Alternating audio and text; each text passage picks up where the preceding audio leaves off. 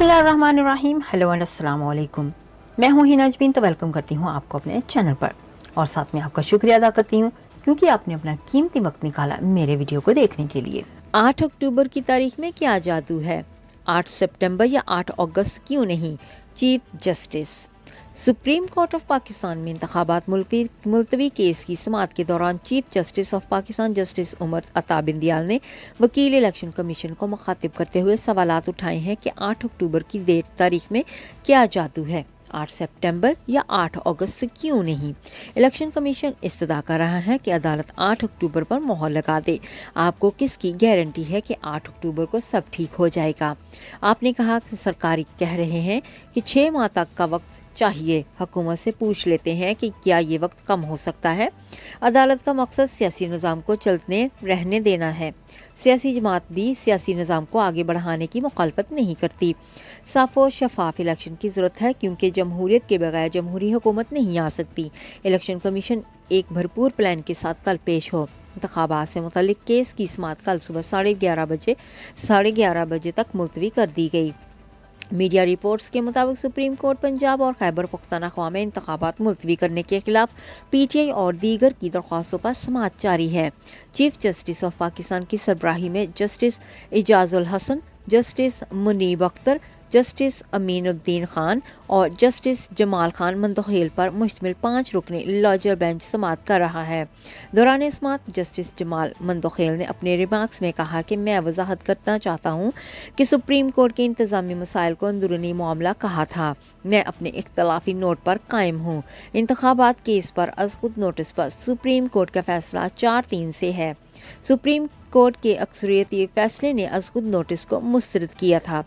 Justice Jamal मंदखेल ने इस्तफसार किया कि सदर ने इंतखाबात की तारीख का ऐलान कैसे कर दिया? इलेक्शन कमीशन ने इंतखाबात के लिए कैसे मुशावरत की? सुप्रीम कोर्ट के अक्सरियती जजेस के मुताबिक इंतखाबात का हुक्म नहीं दिया गया। सुप्रीम कोर्ट का ऑर्डर ऑफ द कोर्ट 4 जजेस का फैसला है। इलेक्शन कमीशन के वकील इरफान कादिर ने दौरान समाअत कहा कि मेरी आज पहली पेशी है।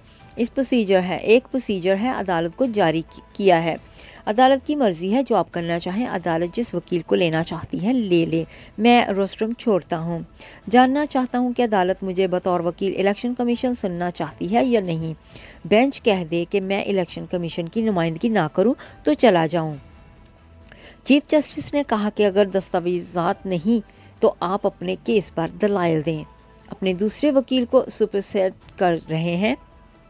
इलेक्शन कमीशन की जानिब से कल हामिद अली शाह और सजील सवाती आए थे, जिसके साथ ही इरफान कादिर कमरा अदालत से चले गए और इलेक्शन कमीशन के वकील सजील सवाती रोस्ट्रम पर आ गए। उन्होंने जवाब दिया कि इलेक्शन कमीशन ने 1 मार्च के फैसले पर उम्दा अमल दरामद किया। अदालती हुक्म के लिए इलेक्शन कमीशन ने सदर से रजू किया। सदर मुमलिकत ने 30 अप्रैल की तारीख दी। कमीशन ने तारीख मुकर्रर करने के बाद शेड्यूल जारी किया और इंतखाबात की तैयारियां शुरू कर दी। आर्टिकल 224 के तहत इलेक्शन 90 रोज में होना है। अदालती ऑर्डर में लिखा है कि फैसला 3-2 से है। 3-2 वाले फैसले पर 5 जजेस के दस्तखत हैं। कमीशन ने फैसले के पैराग्राफ 14 और इब्तदा की सत्रों को पढ़कर अमल किया। मुमकिन है कि हमारे समझने में गलती हुई है।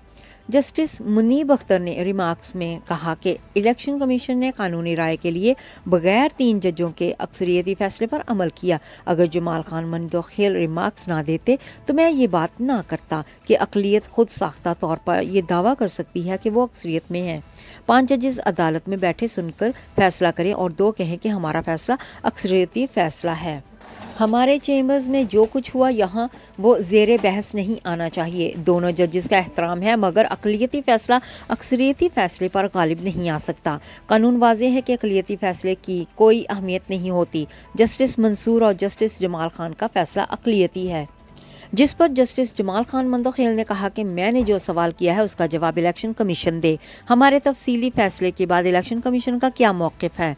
जिस पर वकील इलेक्शन कमीशन ने कहा कि अभी मुझे उस पर नई हिदायत नहीं मिली हैं। हमें लगा सुप्रीम कोर्ट का 1 मार्च का 3-2 का फैसला दुरुस्त था।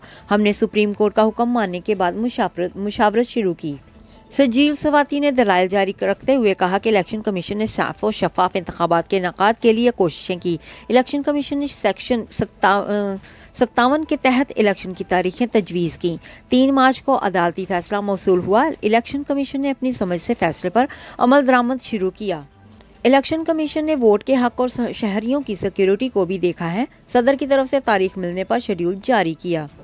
जाने से पहले अगर आपने मेरे चैनल को अभी तक सब्सक्राइब नहीं किया तो प्लीज़ काइंडली कर लीजिएगा और जी हाँ, अपना बहुत सा ख्याल रखिएगा। हमेशा खुश रहिएगा। नेक्स्ट वीडियो तक के लिए मुझे इजाज़त दीजिएगा। अल्लाह हाफिज़।